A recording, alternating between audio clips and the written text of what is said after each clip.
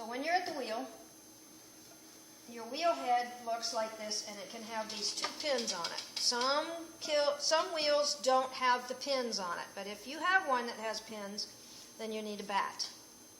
So this is the bat.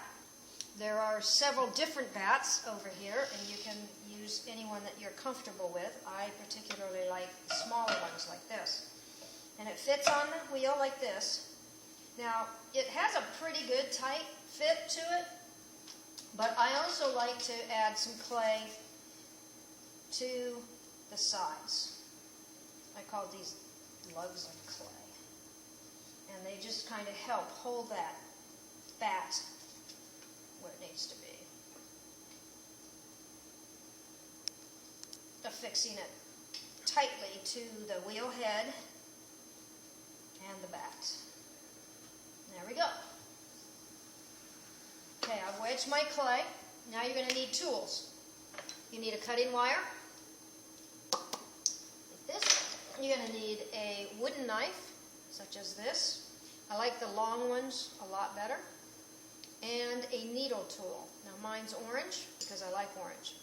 But, oops, you can drop it too. They have silver ones over here.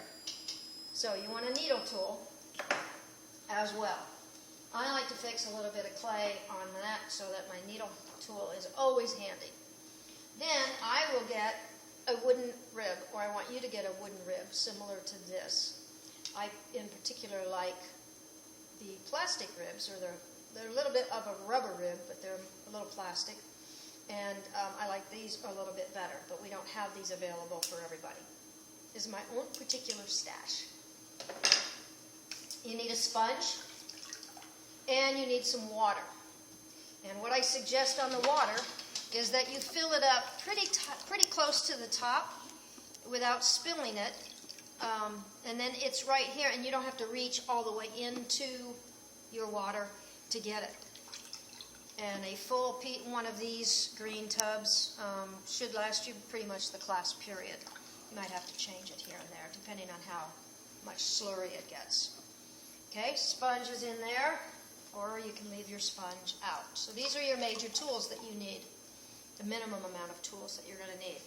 As you get to throwing cylinders, you can use ribs, rubber ribs and metal ribs to do your shaping.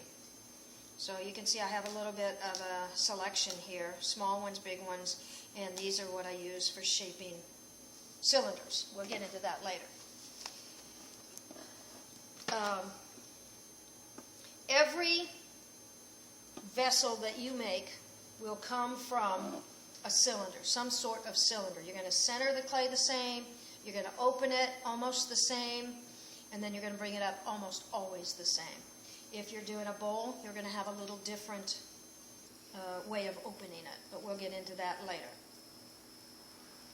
So, let's get the wedged piece, such as this, and I put that as near as I possibly can to the center, and then I hit it down.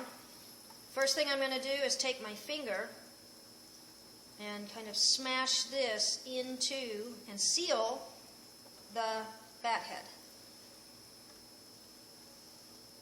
Okay? Now what that does is keeps water from getting underneath. Here I have a couple of little holes, so I'm going to go back and make sure I seal that there. Because if water gets underneath this, it's just going to go right on off. You're just going to slide right off on you. So we don't want that to happen. Now, at this point, and everything's dry up until now. At this point, now I can introduce water. Water, clay, clay, water. And all I'm doing is dipping my hands in. They are wet. See how shiny they are? And then I'm putting my hands on my clay. And same as wedging, I am getting the clay into a consistency that's getting all the little platelets all together and smoothing them out, and I'm going to be able to throw with it once everything gets together. Okay? Very scientific, you know. So I just add my water. My My left hand usually kind of cups the piece. I'm kind of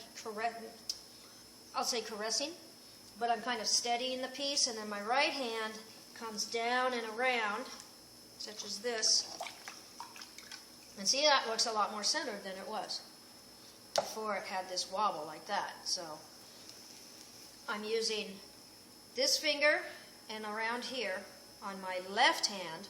My right hand, if you can see, I'm using these fingers, but mostly this finger right in here to pressure and press this clay up into a cylinder. Well, it's not really a cylinder because it's not open, but it's kind of a, let's call this an obelisk. Let's call this an obelisk. Okay, and then it's up here like this, and then I'm going to bring it back down,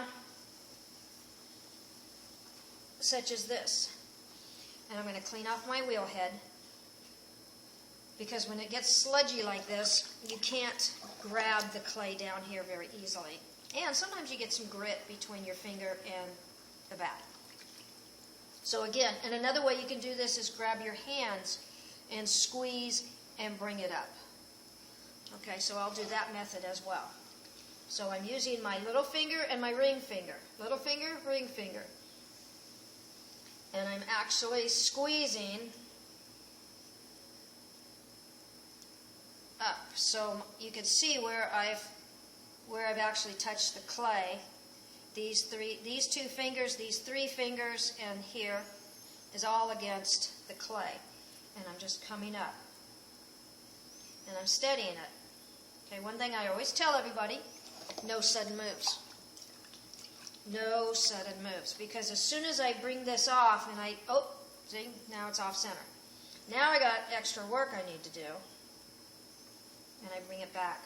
And when I release my hands, I'm always just coming either up, off, or I'll come away, but very slowly. Okay, so now I've brought that up. Now I'm going to bring it down, and I'm pushing.